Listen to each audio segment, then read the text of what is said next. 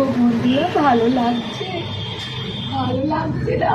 ঠান্ডার মধ্যে সকালে উঠে হাতগুলো নিয়ে জলে দিতে ভালো লাগে। বিশেষ করে ভোরবেলা যারা 5টায় উঠে, যারা 4টে ওঠে, তাদের কথা একবার ভাবো তো।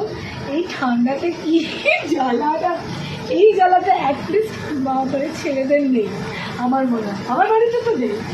আর যতক্ষণ আমার এই হাত পুজো আছে, যাই জন্য এই হাত পুজো সারাবার জন্য খুব চেষ্টা করছি, কারণ আমার এই হাত পুজো যতক্ষণ আছে ততক্ষণ ওরা রাজা বলতে পারে। আমার সাথে সমস্যা, যখন এই হাতটা চলে যাবে তখন কী হবে, ওই জন্য হাতটাকে রাখতে পেরেছি চলছে। ডাক্তার বলেছে যে আরও 3টে সিটিং বেশি করে নিই। তো এখন এই উইকটাই করবো, করে অফ করবো। কিন্তু সকালবেলা যে রিলটা করেছিলাম আগে, তোমাকে সকালবেলা উঠে কেমন লাগছে এই ঠান্ডাকে মনে হচ্ছে। আর 2 দিন বাদে ডিসেম্বরটা পড়লে আমার জন্মদিনের মাস।